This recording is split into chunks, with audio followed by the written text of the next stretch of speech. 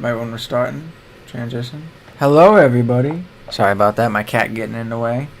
Cutie moo moos. Welcome to the Week Ahead News Show. Sorry for that delay. Me and Tommy were talking about this property tax crap, which we'll probably do on one of these episodes. We talked about it a little bit a couple months ago right when they were talking about it. Welcome to the Week Ahead News Show, episode 49. It's currently February 9th, 2026. Hope everyone's having a great start to your week and I had a great Monday. Starring me, Liam, and my friend Tommy. Hello, thanks for having me back. Another week, another episode of the week ahead. Yeah, let's keep the pain train moving. I will say this though, I am happy off an incredible performance from Bad Bunny at the Super Bowl last night. So good for Bad Bunny. Down with Kid Rock. Let's go. Yeah, it was lit. I liked it. The stage was cool, all the different, like how they would transition. They've done well at that. Like I loved the one time they had it in LA and they're going back to SoFi next year with Snoop and all those guys. That's how they transition. All the people is. Trees was funny. Make sure you guys like, subscribe, ring that bell below Tommy if you want to be notified whenever we go live. Our Facebook is in the description as well. I'll be going into the weather. I'm going to use my weather app because I always like giving that extra information. Tomorrow on Tuesday will be a high of 42. Getting warm tomorrow. Hopefully get a lot of snow to melt. Low of 23. Partly cloudy. Wednesday 33. Low of 24. Partly cloudy. Thursday 28. Low of 18. Partly cloudy Friday, partly cloudy, high of 33, low of 18 as well. Saturday, partly sunny, high of 39, low of 23. Sunday, we're going to get some sleet, high of 37, low of 26. Next Monday, 50% chance of sleet too. Monday, we have a 60% chance of sleet, and high of 38, low of 28. Let's go real quick into the moon. Last quarter. 45% illumination. Next moonrise 2:24 a.m. Next full moon in 22 days. Our sunrise, first light today was at 6:56 a.m. Sunrise was at 7:24 a.m. Sunset was at 5:49 p.m. Last light at 6:18 p.m. with a total daylight about 10 hours and 24 minutes, getting a lot better than what we had before. Love to see that. Tommy will be going in stocks for the last 5 days of a past week. We also have stocks for today, which looks like very small gains. Some like 0.04, 0.4, and actually like maybe a 0.9 in there for the Nasdaq. So small gains today in the green.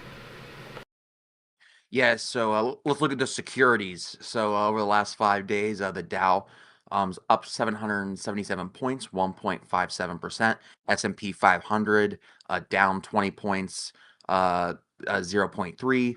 Nasdaq's down 428, 1.8%. So yeah, some staying pretty steady, but some ups and some downs over the past 5 weeks.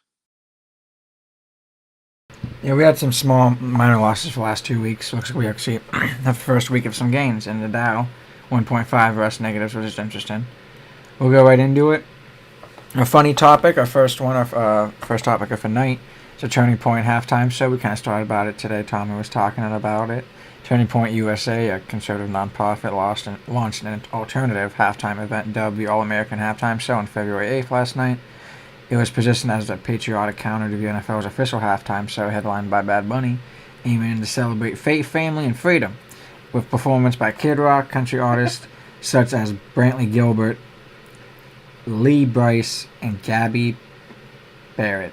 Now, I don't know any of these people, sadly. I only like old country. Yeah, who cares? Who cares? I knew Kid Rock growing up, but that's just...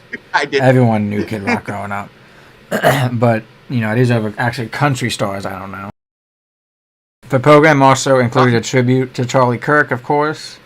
There were some streaming issues on X, I guess. A significant technical and logistical failure occurred before the broadcast even began. They planned to stream the event on X, formerly Twitter. Closely associated with its audience too, and how they spread misinformation with Elon Musk right now. However, due to licensing restrictions, that stream was abruptly canceled just 2 hours before kickoff. They couldn't pay for them, I guess. Turning Point USA is officially feed on X, directed views to a YouTube instead, noting that it could not air on platform as officially planned, and that probably actually helped them on YouTube for the YouTube views. Sorry, what were you going to say, Tommy? No, continue. Oh, you good. And the performance quality and reception has been pretty bad, with some viewers and commentators mocked the performance, especially noting moments like Kid Rock's apparent lip-singing during parts of the show, he was never been really a singer and probably hammered drunk. So that makes a lot of sense to me. That's actually funny as crap, though. Others describe a program as niche and ideologically narrow, failing to engage failing to engage outside its core supporter base.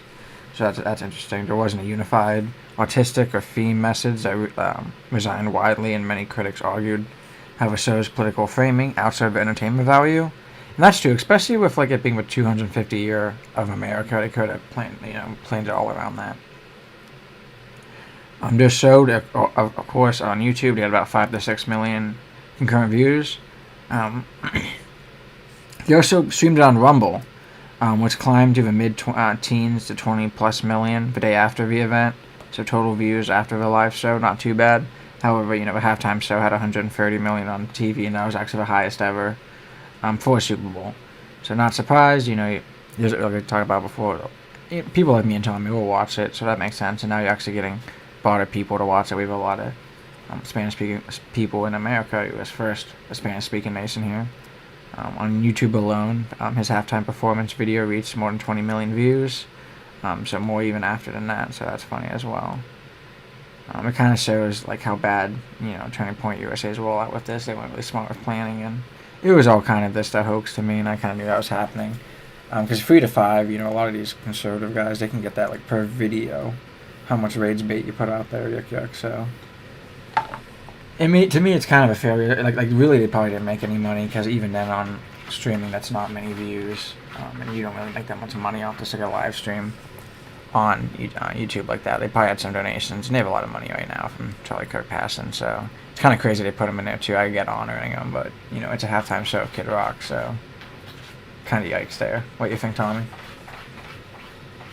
So what stuck out to me with these dueling halftime shows is sort of the broader vision, that they were trying to portray to the viewer. Okay, and what is so crazy to me is commentators on the right, will say, oh, the left, the woke left, they're trying to divide us. They're trying to do all of these things.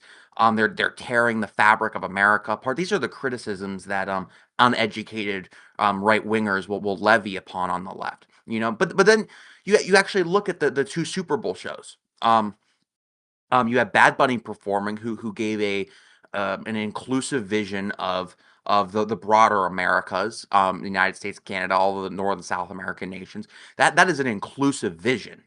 And then if you compare that to the vision that is pro-offered by those on the right, it is by definition not an inclusive vision. First off, they made a separate halftime show for themselves. Even doing that is by definition uninclusive. So they did that, number one, you know, and then they have a selection of artists, and they cater the whole show to a niche of people who broadly don't believe in this idea of America, that we're a multicultural nation, that we get along with other people, that we come together and we solve problems. Um, the supporters of the Kid Rock show, um, they don't want that sort of collaboration and multiculturalism. But at the same time, they're going to be lying to the American people and saying that the left wingers are actually the ones that are uninclusive. So I would encourage everybody, don't watch the Kid Rock show, but absolutely do not watch that, um, but watch the Bad Bunny one, and ask yourself, is this an inclusive vision, or is this an inclusive vision of America, or is it not? And I would really struggle to see any other view than Bad Bunny and the leftists are not offering a broad, inclusive vision for the United States. So, um, yeah, it's just some more culture war BS, that the Republicans they just love to do. They just love to do it. Um, but yeah, I'm a big fan of the performance. I guess I'll briefly say that about the performance itself. I thought it was fantastic. I loved all, as someone who is quite well read on the United States' actions in Puerto Rico after the Spanish American War and all the stuff that we did there. The imagery in the presentation was quite powerful, talking about sort of all of the various wrongs that we've done over there with their power system, et cetera, et cetera. So, um, very good halftime show. I'm glad that it trounced the Kid Rock one. What were you saying? 130 to 10 million or something? Yeah, Like, 130 to 3 to 5. Yeah, 3 to 5 yeah, million. Being generous yeah, now. For the live stream, at least, like watching it live. And me and Tommy were even talking before. Like, there's been so many popular. Like, even underneath here, I was laughing. Like, I have my Grateful Dead shirt on. Jerry Garcia.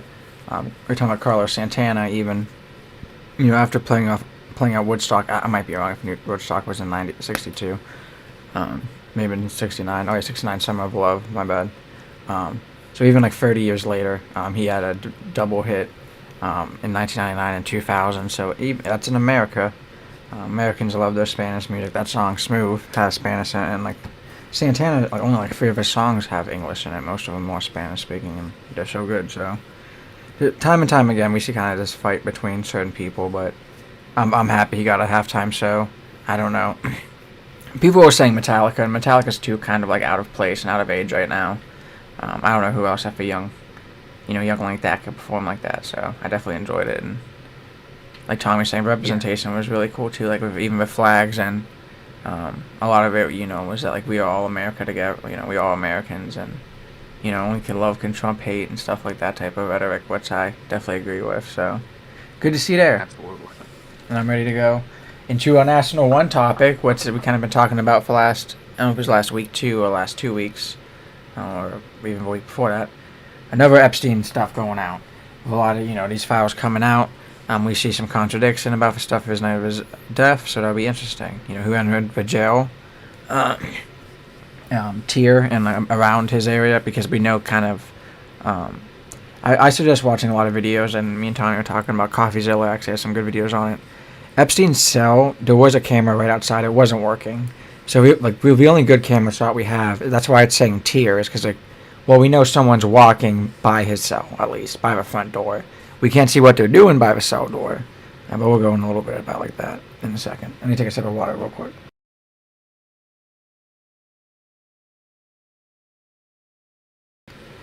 So basically, the circumstances around his death, like we talked about time and time before, have fueled controversy, conspiracy theories as well for years. There have been recently released government documents have reopened questions about really what happened hours before his death, especially the night before. Newly released DOJ video logs. They basically disclosed surveillance logging records and video observations from the night before his death that suggested activity near his housing tier. Because I think there was like 3 or 4 basically cell doors in a hallway, and that's where his cell branched out to. And I think there's actually 2 doors to his cell. What was I trying to say? Yeah. From the night before Epstein's death, suggest activity near his housing tier was not previously disclosed in official accounts. Maybe we kind of knew that too, because we talked about before with metadata. They were able to tell that for video that they gave us and said, oh, no, it wasn't cut. Pam Body said it wasn't cut. We were able to tell it was cut. Then they were like, well, here's the actual full video. And I believe it was still cut for like 30 seconds or something crazy. And you would, like me and Tommy were talking about before as well. Even in that video, you see, when we'll talk about it here in a second, you see a flash of someone in orange. And then someone also says, like, you might be able to see a flash of someone in black. The flash of someone in orange was to the right, basically going to the hallway of Epstein's cell.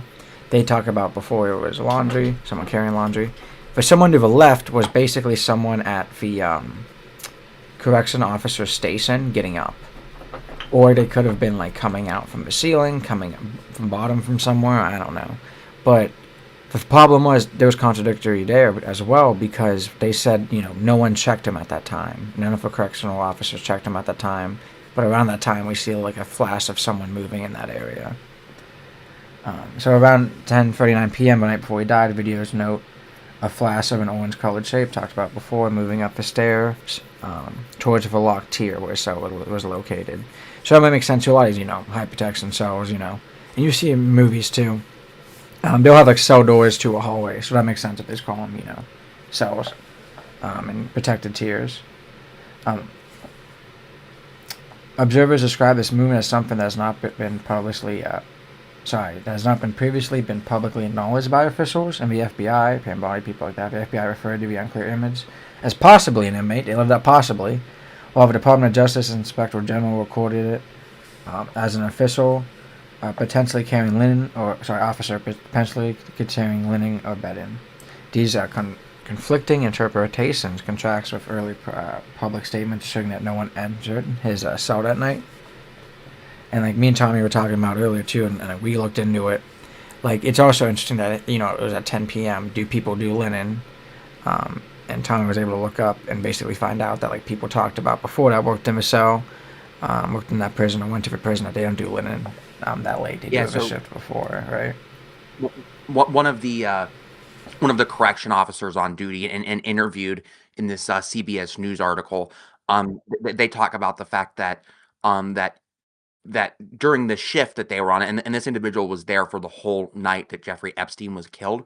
And this individual said that they have never done linen, that it's always done in the previous shift, meaning, sort of like the evening, afternoon shift, not the night shift. So, Makes sense, based on that testimony, or based on that bit of information given to the news, it seems like it's something that's not normally done. Like, so it kind of raises the question, is it someone in an orange jumpsuit, going up to a cell, or is it someone, carrying linen? There's something in the linen, like, but it's certainly not usual. Is the impression that I got from the reading. Yeah, and we don't get video of them out, so it's like, we know at least he got it, strangulated by linens.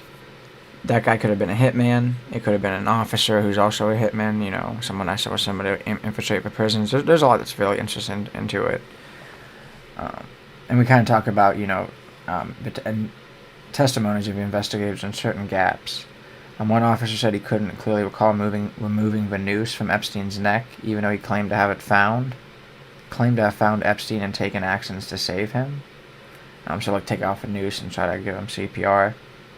But if you can't recall it, you remove it when you're trying to save him. That's kind of crazy to me. Another officer's testimony differed in key details about what he saw at the cell entrance, which is interesting as well. This is kind of interesting as well. Remarkably, the news collected of a scene wasn't definitely identified as an actual ligature that caused Epstein's death, according to the Inspector General's own findings. So like that basically what they're trying to say is that like it's kind of hard for that to actually kill him. Kind of died from a strangulation, so maybe there was something else, or because if you see videos of his cell, there's a lot of linens around there. So that's kind of why I'm saying too. It's interesting. It could have been a hitman, but it could have been someone that was also just told like, hey, just drop off linens to Epstein's cell, and he's just gonna kill himself. He knows people are coming for him, or maybe we are coming for him. It's interesting. And the orange shape, like we talked about before, matters. Like who was it? What's the purpose? And I just think it probably was someone a little scary. And what's also we're talking about a little bit before, broader implications and remaining questions is like why is there differing interpretations of the same video recorded by different agencies? A lot of times they should kind of be consistent with that. Why has there been variations between official statements and newly released records? And like we kind of already knew Pam Bondi was lying. My cat playing with a rock. You need to play with a rock right now, Moo? She said, "Yeah, I'm gonna play with this rock."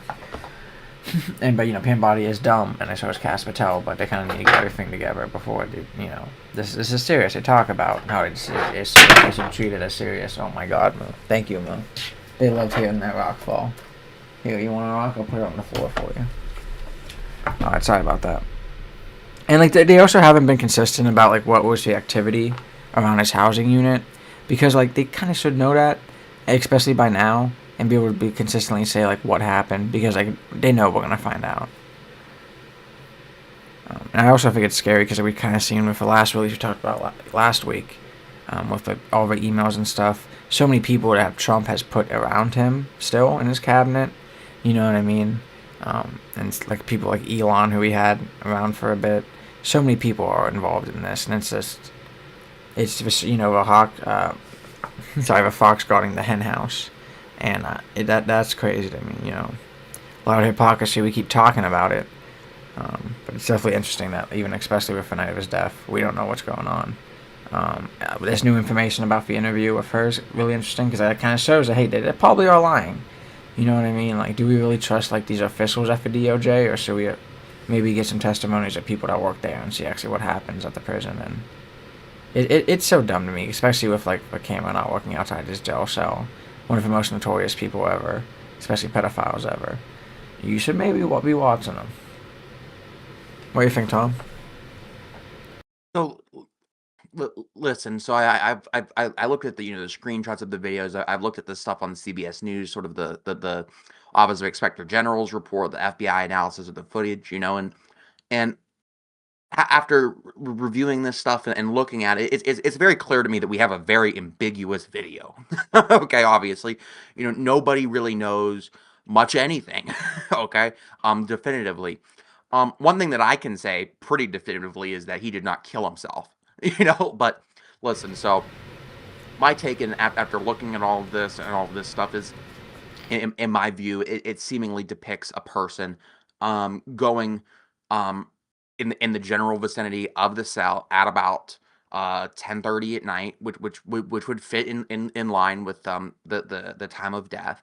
Um, yeah, so I think again I'm not going to speculate on because I don't think I have no information to base speculation on. If it was a guard or if it was an inmate, but I'm pretty sure after reading all of this and looking at it that I'm very confident that there was another person in the vicinity of his cell.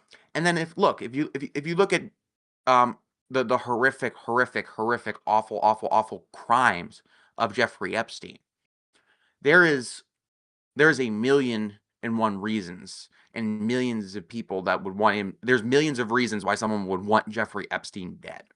Okay, listen, and the circles that he ran in, the rich and powerful circles. Again, I imagine that some of those people have the means to facilitate something like this. So listen, I'm pretty confident that there was someone, up there on that level with him.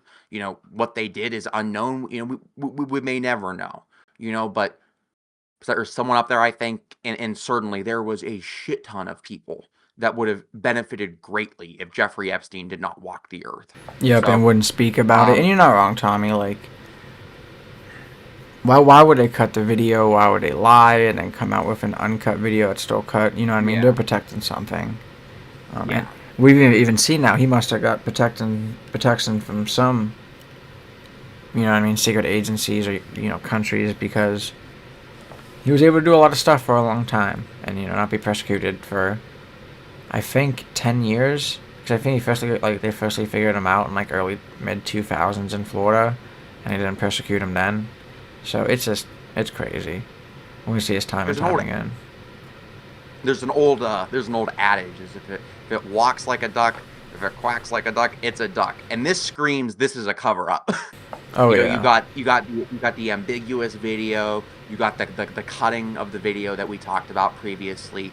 Um, we have You make someone sort of who's all doing podcasts for head of the FBI. yeah, you have incompetent people in there. You have people in charge that would benefit from this not being released, or at least heavily redacted to the point of lying. Um, yeah, and then you have the fact that the the camera outside of Epstein's cell was not working. Like, like that is just such a remarkable coincidence that I refuse to admit that it's a coincidence. You know what I mean? I agree. Like Yeah. so there's just so much going on and so much ambiguity that has been created by the Department of Justice and by lots of people looking into this that um, it's hard to determine exactly what happened, other than the fact that he did not kill himself. So that's sort of all I have to say. Agree, Tommy. Especially with all this shady stuff going on. Our next two topics are pretty quick. Oh, sorry, yeah, next three Yes. actually. Are we going to a national two, which Tommy will be covering? Yes. So this was a good one. Not a good one, I should say. So Donald Trump had a cabinet meeting, everybody. This is the meeting. These are these meetings that they do in Washington. They do them like once or twice a month. president gets up and everyone just goes around like, "Oh, I love you, Mr. President." That's how these things go nowadays. This is what I'm No sort doing. of This is what I did constructive for dialogue. Obama. Yeah, this is what. Yeah, thank you, Daddy President. Thank you. So anyway, so they had one of those going on. People were reporting to the dear leader, and Donald Trump um is both evil and stupid. Okay, because he went on to talk about housing.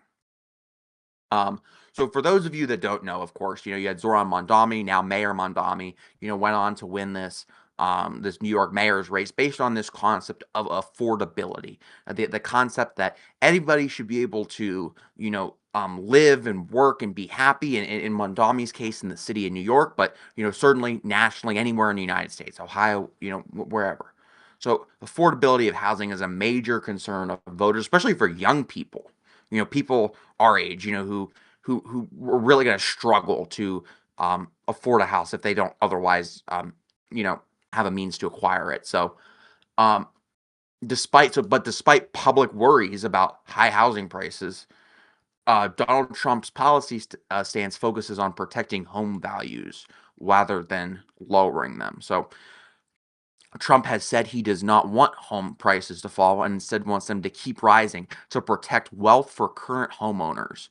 He told his cabinet, quote, "I don't want to drive housing prices down. I want to drive housing prices up for the people that own their homes." So his approach runs counter to many economic and housing experts who argue that increasing supply and more construction is key to improving affordability. The White House is pushing housing affordability measures aimed at making homeownership cheaper, by directing the federal government to buy 200 billion in mortgages bonds, try to lower mortgage rates, and and then um, and then also capping, um, and then he's looking at doing some other things as well.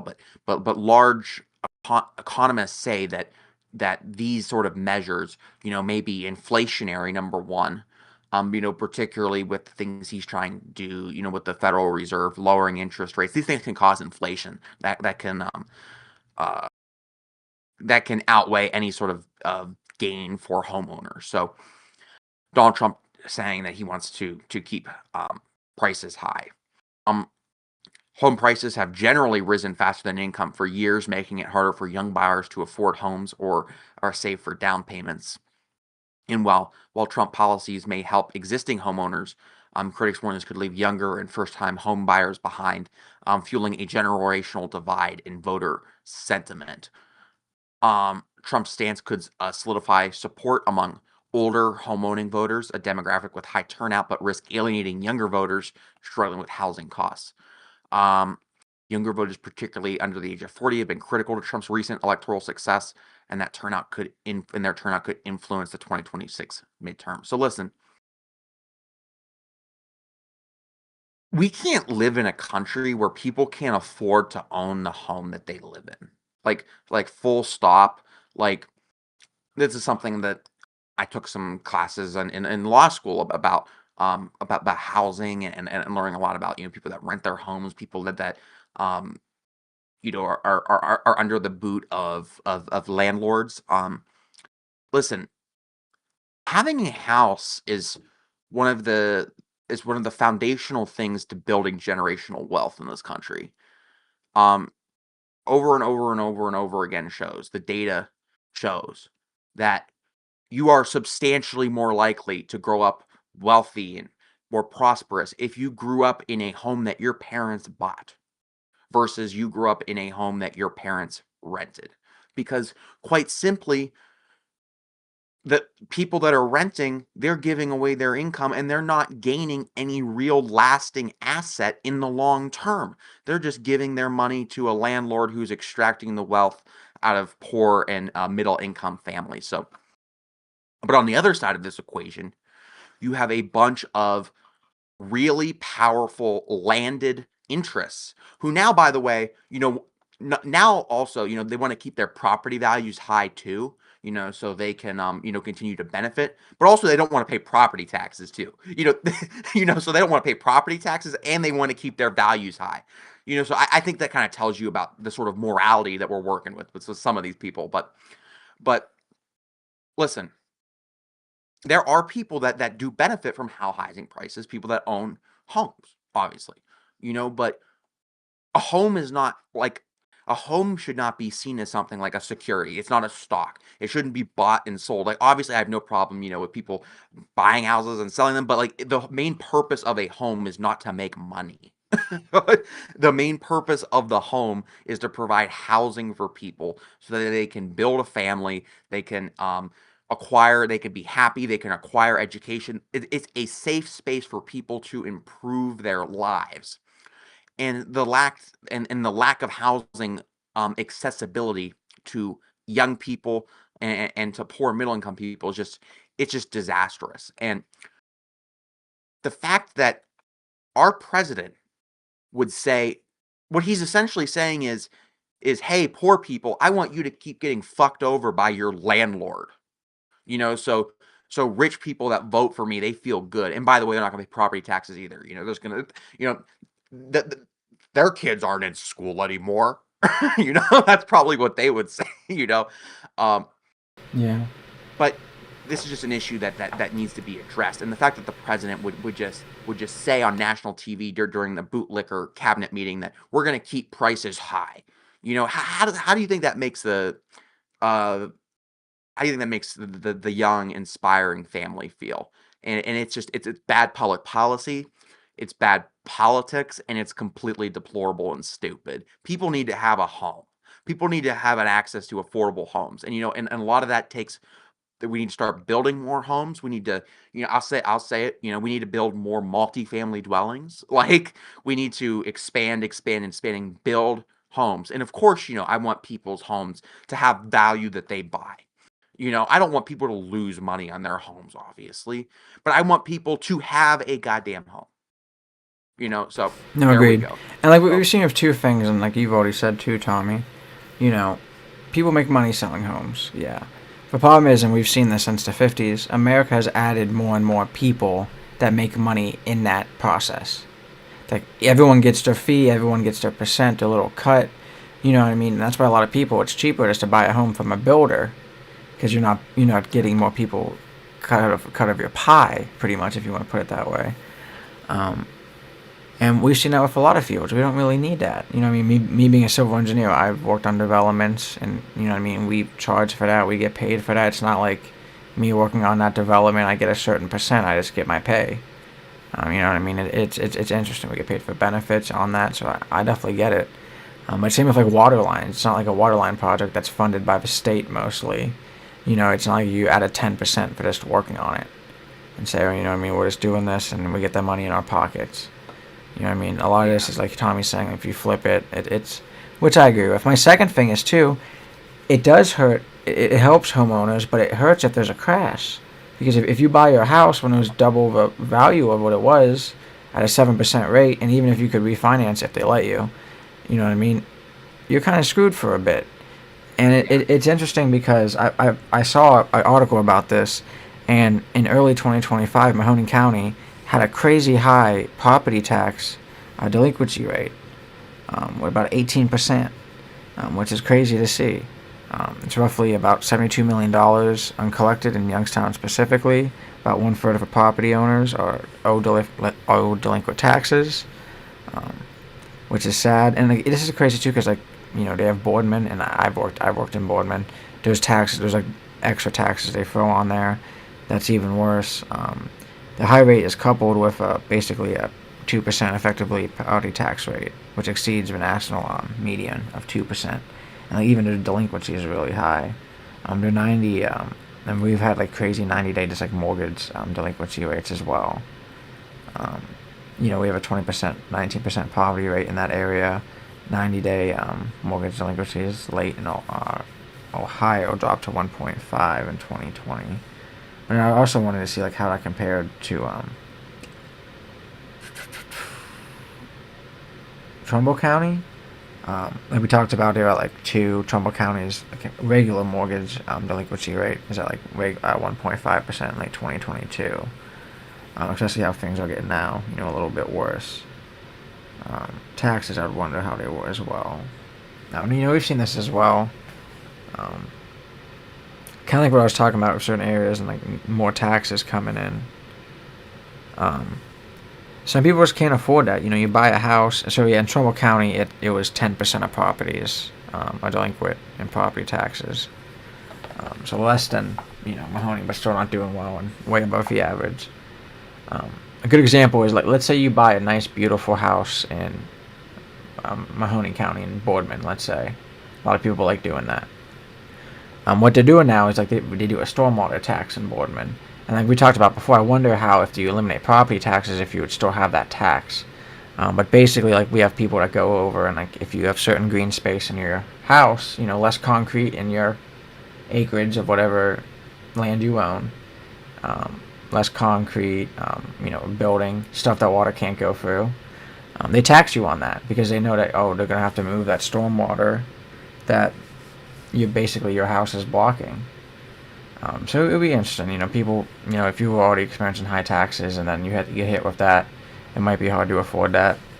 We've seen a lot of times too, and I've seen a lot of council meetings. People can't afford, if their meter breaks and if it's their fault or they have a water main break inside of their right of way and not, in public right of way, and the city won't pay for it. It's hard for a lot of people. So it'll be interesting to see how, this still happens.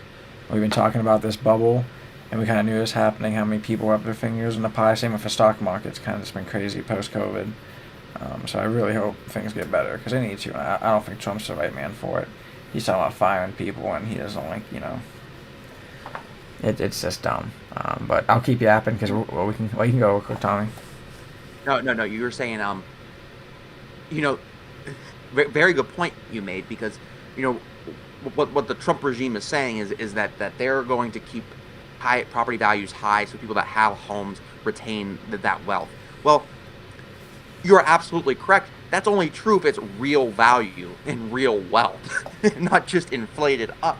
So the idiots in the Trump administration may have just tried to curry favors to older voters who have land, just to find out that actually that value wasn't real to begin with. So that's a very good point. Mm-hmm. Because that's something too. Like, and I've seen it. And you could look up histories of housing prices before COVID. Prices doubled after COVID, and it was like, what happened? It was starting to get up a little bit before then too. Like, I know family members that, bought an $80,000 house, sold it for $160,000, $170,000. Before that, you could have been buying the $80,000 house, selling it for $90,000 and $10,000, still decent. But there was definitely a big jump. And we've seen it stay there, and especially with high interest rates. I mean, that's just crazy. We were talking about before, and we always talk about, like, if you were basically buying a $300,000 house, and you could always refinance, yes, you're paying money for that, like $2,000, money you could have put back into your principal at early in. And you could also pay off this any loan early by, like, paying in half, but half twice a month. But basically, if you're buying a $300,000 house, you're paying half of that in interest over time at 7% because of how compounding interest works. So you're spending $450,000 on the house, and you could be saying, yeah, you're living in it for that. If you're doing it early, hopefully 20 years, getting it paid off early with those double payments, maybe payments sometimes, or double half payments. It's like that's still a lot of money for what it is. You're putting time, your own time and money, upgrading it, just to have it go up $20,000 from that. And that also helps with refinances and, buying points, stuff like that you guys could look up. But it's scary, so hopefully it gets better. It's going to suck, if there's a crash, because then that affects, property taxes, all this stuff. We've kind of had a lot of nice improvements around here since then as well. So I'm ready to go into local one if you're ready, Tommy. Absolutely. All right, a quick one is a Mahoning County Courthouse suspends access to Michael Cicerone. Is that how you say it, Tommy? Yes. Bet. Cicerone, I believe. He's the elected clerk of courts. Recent actions we talked about a couple months ago restrict his access to the county courthouse, which is funny to see. In late December 2025, county commissioners officially suspended his access to all courthouse entrances except the main public entrance. That means he must now enter through standard security checkpoints like any visitor, rather than using side or backdoor entrances traditionally available to elected officials and staff. The suspension was based on county security protocols, Local officials say Cicerone violated courthouse security rules, such as entering through unsecured doors or bypassing metal detectors, which triggered the security response. The decision came with the approval of the presiding judge of the Mahoning County Court of Common Pleas. This measure is framed as a security enforcement action and remains in place pending an ongoing internal investigation into those alleged violations. It's also smart because, if he's trying to carry papers out, you don't want him to do it from the back door. Nothing. There's no indication that criminal charges have been filed in connection with the access restriction itself. We talked about a little bit before. I think we talked about how both Democrat and Republican parties basically called for his resignation, and we still haven't gotten that.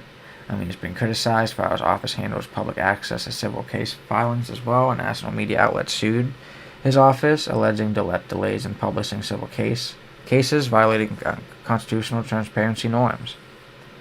He has been censored by the Ohio Clerk of Courts Association, which called on him to resign due to what is described as conduct which undermines professional credibility. Me and Tommy talked about that before. He apparently was taking edibles with some coworkers at some work events. You can't do that.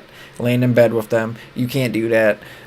Additionally, tax records show that Cicerone is delinquent on several $1,000s in property taxes. Let's go. You definitely want to be elected to courts and not have your taxes in line. Adding to local officials and public scrutiny, which is hilarious. He refused to step down, maintaining he was serving office. He said, "My people voted for me, knowing I do all of this and I don't pay my taxes." This was totally known before they voted for me. Crazy. What it means for Mahoning County for residents and courthouse users, it highlights tensions between the ensuring security and rule compliance in public buildings, maintaining public trust in them and public officials, and upholding transparency and record admin. Like I said, you don't want to see him walking out with papers on the side. He won't do it through the main door. Let's hope. What do you think, Tommy? So, listen, this is just crazy. So this guy, this Michael Cicero guy, is he okay? Like, like, listen. So you have the guy taking edibles at work with his coworkers, laying in bed with his coworkers. It's just crazy. So this man single-handedly got both the Democratic and the Republican parties in Mahoning County to join forces to remove you, and then you have the the Clerk of Courts Association censoring him. You have the court itself limiting the Clerk of Courts access. Listen, it's time for this man to go. You know, it's time for this man to go. The courts clearly don't trust you. They don't trust you enough to let you in the friends and family door. you know, they have you going through they had this Michael Cicerone, going through the Nikki Frenchco door, right in the front through the metal detectors. That's how he's doing right now. So the courts don't like him. They're denying him access because he's incompetent. You have all these controversies with the edibles, with the sleeping, the inappropriateness at work with coworkers. You have these allegations that he's improperly reporting, not doing a clerk of courts job, which is reporting. Yeah, it's just crazy, and I think this guy needs to go. It's crazy. It's um and one of these I'm not going to name any names or the office, but someone who is associated with this is running for office in Mahoning County as well. I'd have to look up the details, but it's crazy. It's crazy. Welcome to Northeast Ohio. That is crazy. I have to look that up. I didn't know that. Not good, but not surprised. If you got issues, just switch counties, like we're seeing with Nikki, and not switching counties, but switching Opposite. offices. Yeah, he said I couldn't do it in the county. I could do federal. I could do as what she's doing. Do you have anything else to Crazy. add on that, Nope. Liam? Or you want Yeah, me I'm to ready for go you on to to our local second? two if you want. Thank you, Tom. Okay, so local topic two from the Tribune Chronicle. Uh, Trumbull GOP PAC's primary ballot. So the filing deadline for the upcoming election was what was it? It was the 4th, I believe. It was Wednesday the 4th. Um, and and all the different candidates had to get their petitions in, and yeah, so the Trumbull County Republican Party, they brought in a lot of different candidates to all these different races. So their primary features multiple contested races for key county positions, including auditor, commissioner, and judgeship, while several Democratic candidates run unopposed. So, in the county auditor's race, Martha Yoder is the incumbent auditor, being challenged by Mike Loychek and Stacey A. Marling. Mike Loychek being a former state rep, and Stacey Marling being the person that was involved on the Bezzetta side with the whole missing money fiasco with Martha Yoder. Stacey was on the other side of that, on the township side. Dang, maybe not her. Might not be too smart. Yeah, maybe not Mike Loychek either. You know, this is truly an interesting race. You got missing money Martha, Mike Loychek. Oh God. And then you got Stacey A. Marling, who doesn't know how to use two-factor authentication. So I don't know. Pick your poison there, I guess. I bet she does now. She probably does now, though, Tommy. To be fair, she probably got trained on it 3 times, maybe even 4. Listen, this race is a disaster, and also the Tribune article was a disaster. I gotta talk about this too. The Tribune Chronicle. I am very grateful that we have a local paper. When they were reporting all of this stuff, they had people marked wrong as the wrong incumbent. Several different people. They were misspelling people's name. It's like, come on, guys, come on. Like, you don't you don't know that Thomas Campbell is not the incumbent probate judge. Like, really, you don't know that, Tribune Chronicle? I'm sorry. I'll probably get in trouble for this, but I don't really care. Key property themes. So property taxes are a key thing on the county auditor's race. Loychek criticized the office discipline and tax increase. That's interesting to see Mike Loychek criticize anybody for discipline. Marling calls for more efficient operations and collaborations, and Yoder highlights rich refunds to farmers, cost of living, and stats reduction. On the Democratic side, we do have Edward Stradney, who is a Niles at-large councilman who is running unopposed. This gentleman actually does have some qualifications in this job. He has a finance background, accounting background. And is currently a Niles at-large councilman. So, unlike the Republicans in this race, which are fielding again, Stacey Marling, who does not use two-factor, Mike Loychek, who couldn't keep a job in the state house, and Martha Yoder, who's still missing money. At least the Democrats in this race were willing to put forward a qualified, competent, respectable individual. Same thing with county commissioner's race. We have Danny Malloy incumbent being challenged by Michael Hovis, Bezzetta. Hovis criticized infrastructure planning and use of federal relief funds, while Malloy said the county is in a growth period and argues for continuity. On the Democratic side, you have attorney Christian Rook, who's running unopposed in the primary. Also a great qualified individual. So we have the judicial races. We have, for common pleas judge, we have Judge Cynthia Rice running for common pleas judge as a Republican. We have Devin Stanley running as a Republican, and Magistrate Marlene Ditchy, I'm sorry if I mispronounced that, running as a Republican. There may be an independent coming into this race. No official announcements have been made. Probate judge Thomas A. Campbell, who is a current county judge, and Shelley Pratt, who is a magistrate, former public defender, and a prosecutor office attorney. So, the big takeaway is that Republicans they have multiple contested races across major county offices. Well, Democrats are dealing with mostly unopposed primaries in which they decided to contest. And the top issues around the county mainly have to do with property taxes, county finances, etc. But so it's going to be interesting to see as these primaries take place to see, who's going to get the Republican nomination for candidates, who's going to get the Republican nomination for auditor, who's going to get the nomination for commissioner's race. It's going to be interesting to see how everything sort of falls, how things fall. So, agreed, Tommy. Thank you for that recap.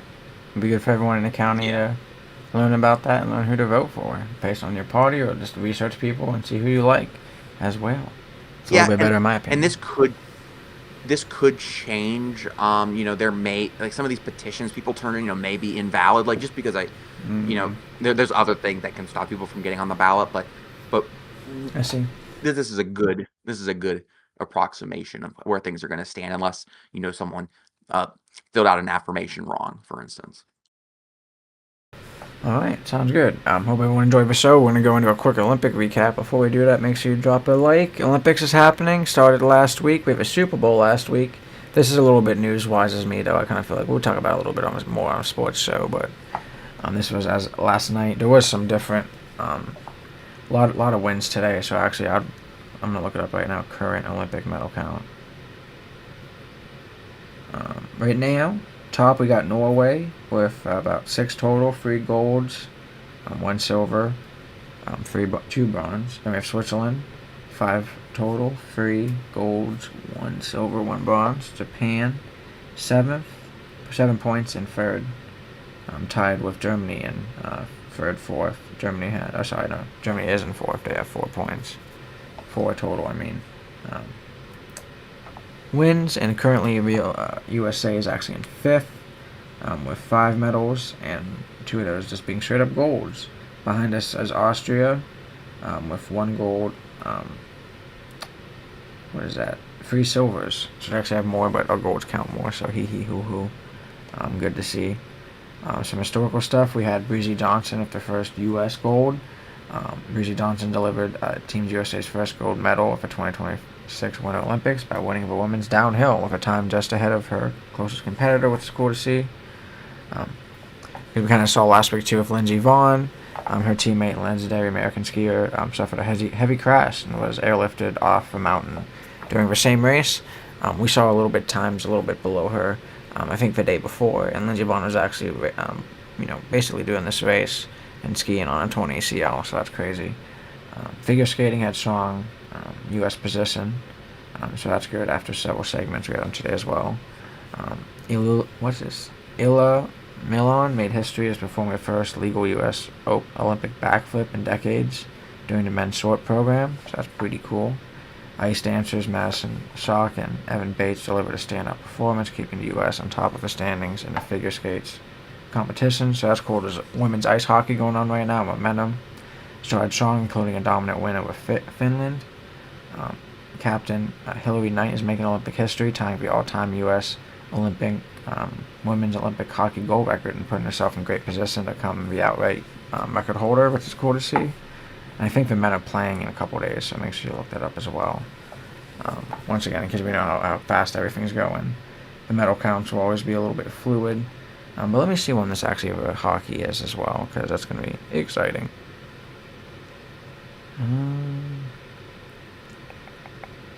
America plays. I don't even know when this is. Oh yeah, I think it's Thursday.